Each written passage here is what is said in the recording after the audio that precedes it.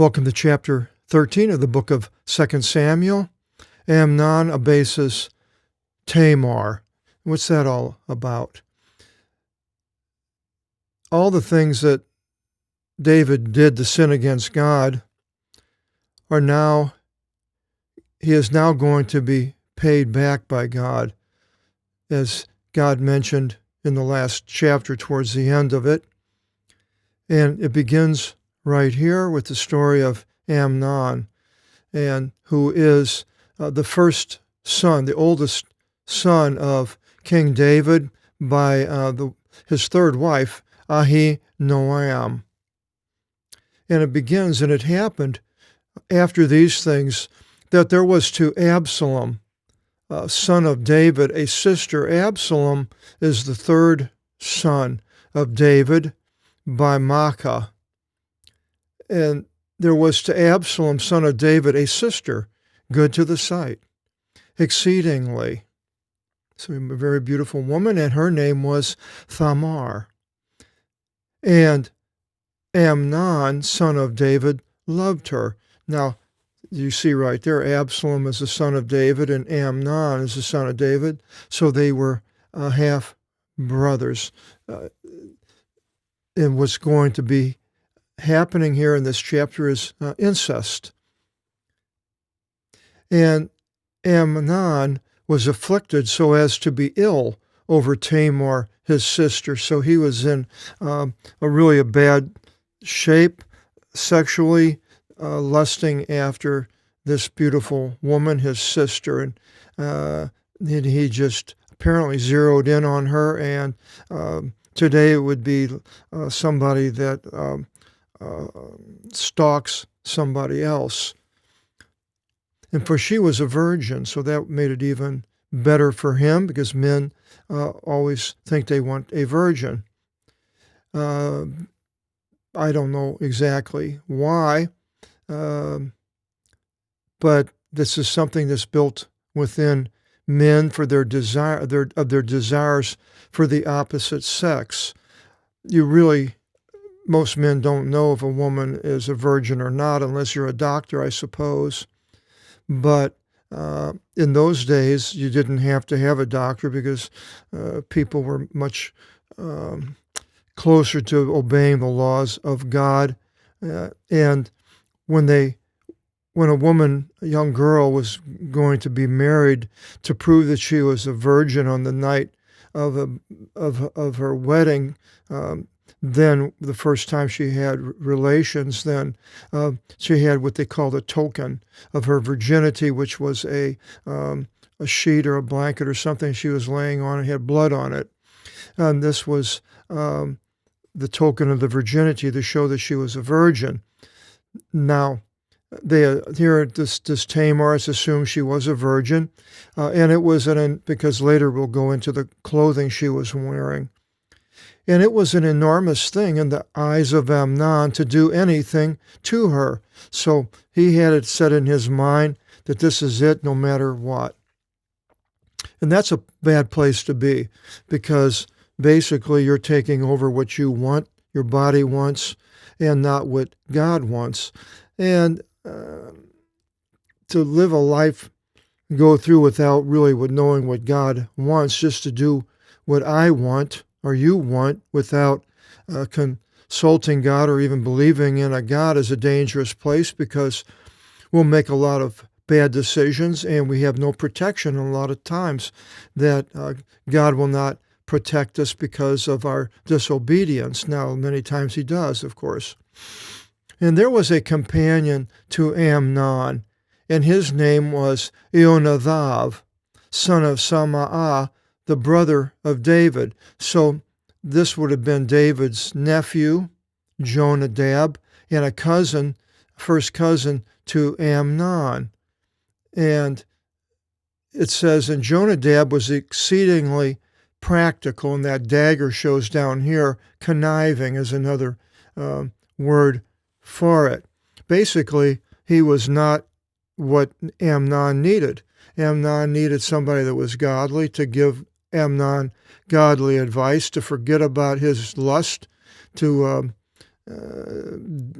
go a different direction. But this Jonadab was practical. Now, in which ways? Probably for himself.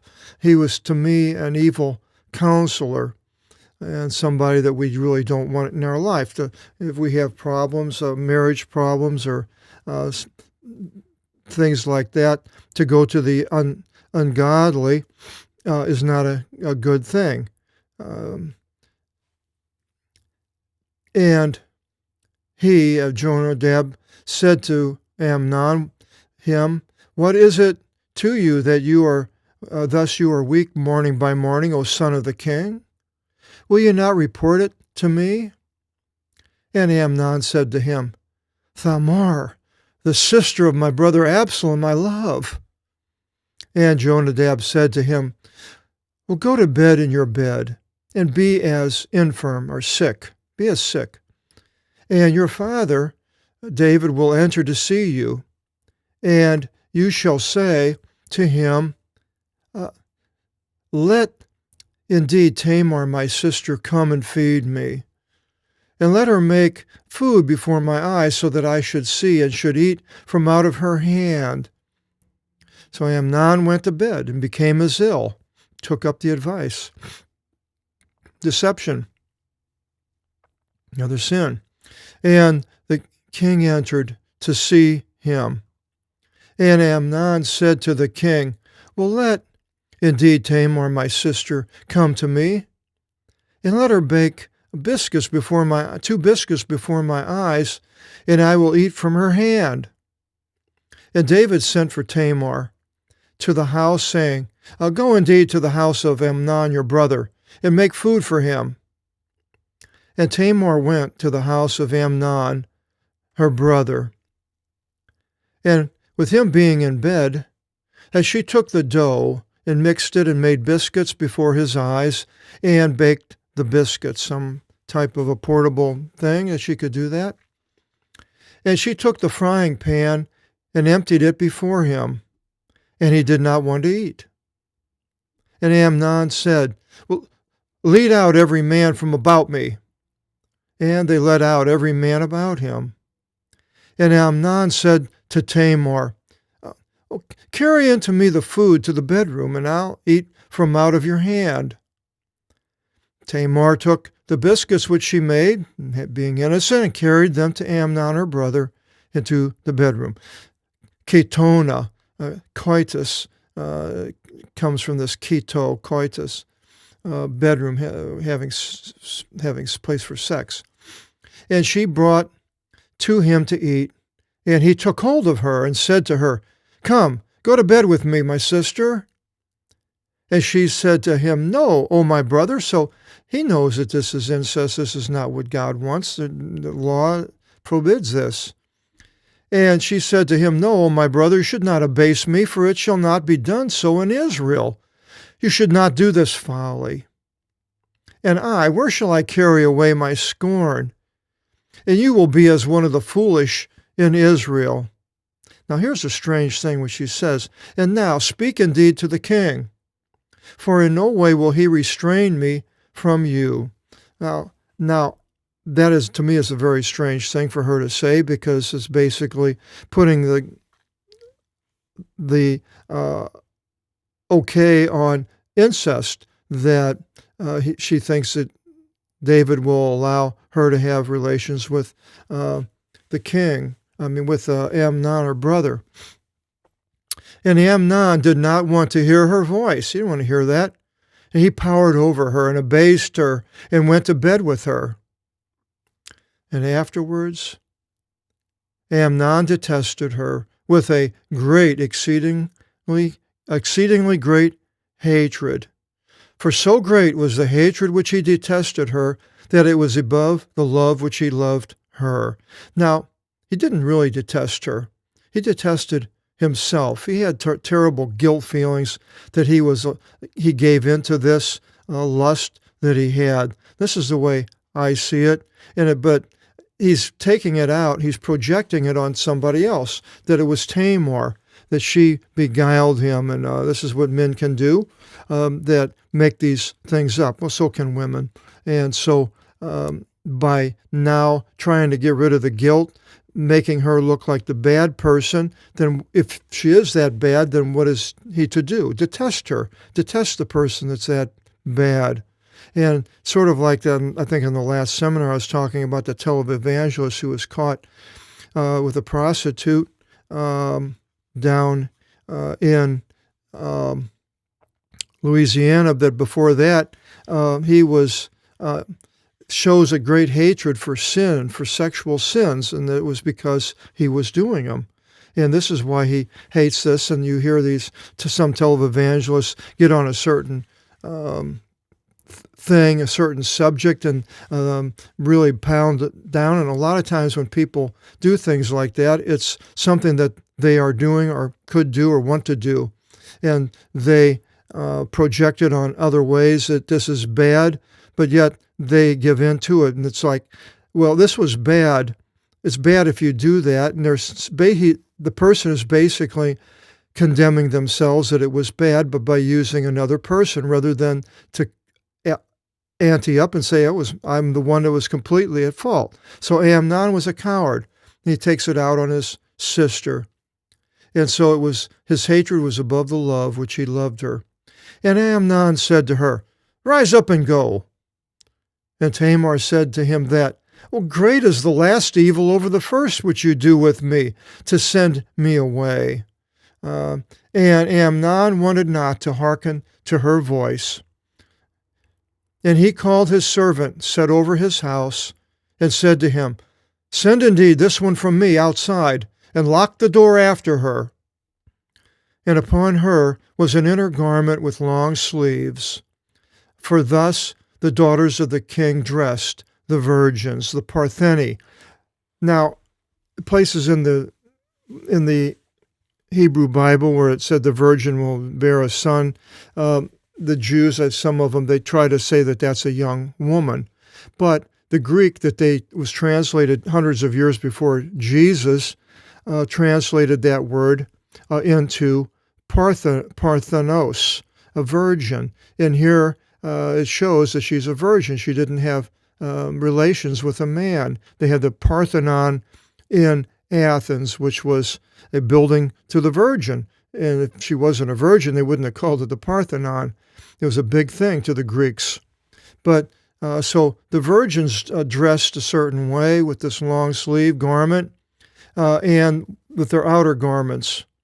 And his minister led her, that's Absalom's, Amnon's minister led her outside and locked the door after her. And Tamar took ashes and put them upon her head. And the inner garment with long sleeves upon her she tore, and she put her hands upon her head and went going and crying out and making a scene.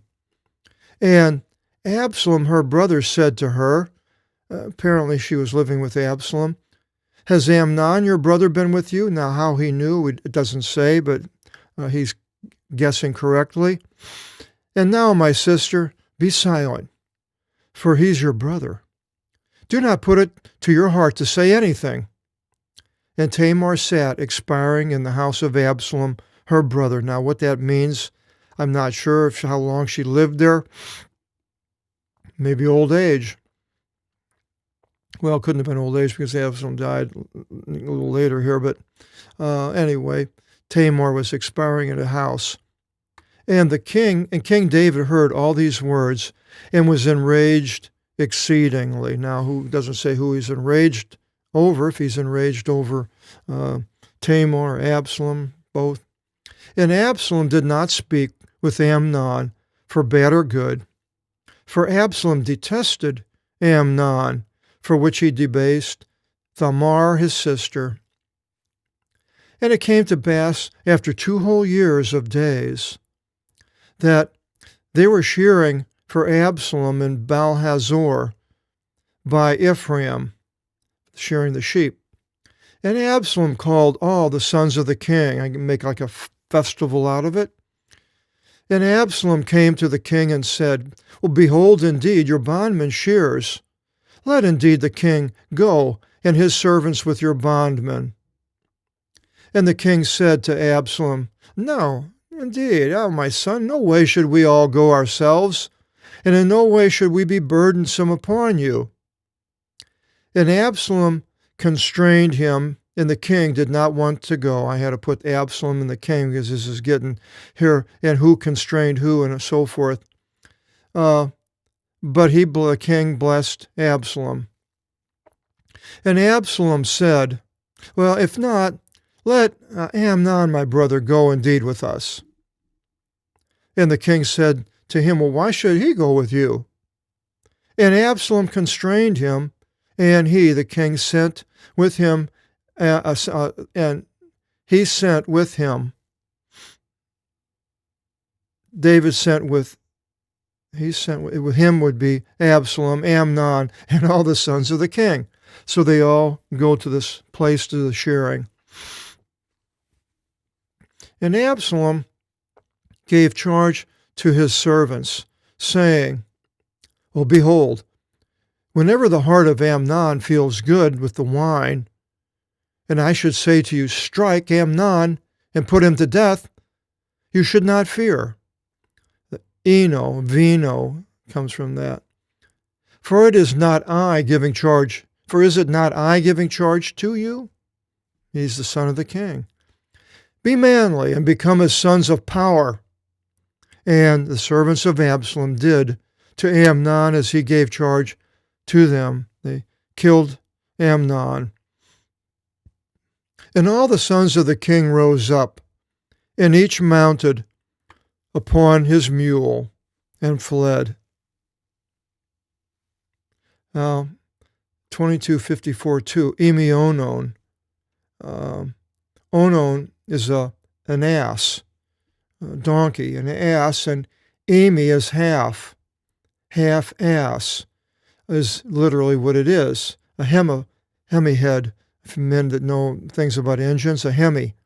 Onon, so a half ass, and that would be a mule, because it was a mixture of a donkey and a horse, I guess. And they fled. And it came to pass, of their being in the way, that the report came to David, saying, "Absalom struck all the sons of the king, and did not leave behind from them not even one." And the king rose up, and tore his clothes, and laid upon the ground. And all his servants standing around tore their clothes. And now we get back to this Jonadab, who gave the unwise counselor to Amnon.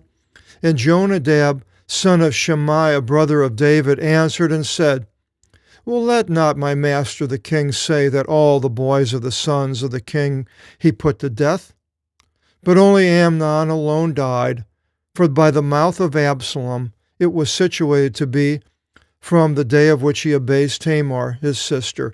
Now, this Jonadab is almost responsible because he encouraged Amnon to do this, and now after not causing it, but being part of the death of Amnon because of what happened, now he comes to the king and uses his experience of what happened to placate the king, thinking about himself. So I think about how many ministers of churches have right-hand men that could be Jonadabs that are basically doing everything. No, I'm not saying, I don't want you to go looking at your assistant pastors and everybody to see if they're a Jonadab, but Jonadabs are around, and they'll give information to whoever wants it and use it in ways. And I suppose we're all guilty of things like that. I've told people things about somebody else, what they might or might not do, and using it as a sort of I don't know, maybe at work saying so-and-so did this, and kind of snitching on them, I suppose you could call it, which isn't good, to get in good with your boss, some things like that. And now, let not my master the king put the matter upon his heart, saying that all the sons of the king died, for only Amnon alone died. And Absalom ran away, and the servant watchman lifted his eyes and looked, and behold, there were many people going in the way behind him from out of the side of the mountain. And Jonadab said to the king, Behold, the sons of the king are at hand, according to the word of your bondman, me. Thus it has happened. See, I'm really smart. I know all these things. Listen to me. And it came to pass when he completed speaking, that behold, the sons of the king came and lifted up their voice and wept. And indeed the king, the oldest son, was killed. And indeed the king and all his servants wept an exceedingly great weeping. Really bad thing, two brothers killing each other. Cain and Abel again. And Absalom ran away and went to Tholme, the son of Ammiud, king of Geshur. And we'll go to our map here, and Geshur is right here. It's called the Golan Heights today in Israel. And the king mourned over his son all the days, and probably Amnon.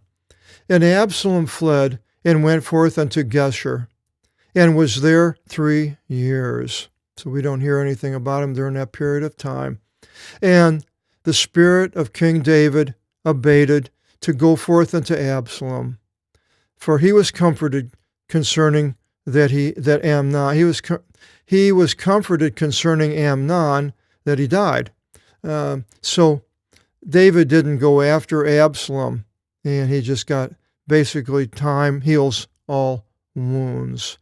But during this period of time, Absalom has other ideas which will go along with God's retribution to David, and you'll find out what these are in chapter 14 if you join us in the next video seminar, which I'm sure you will. See you then, and God bless.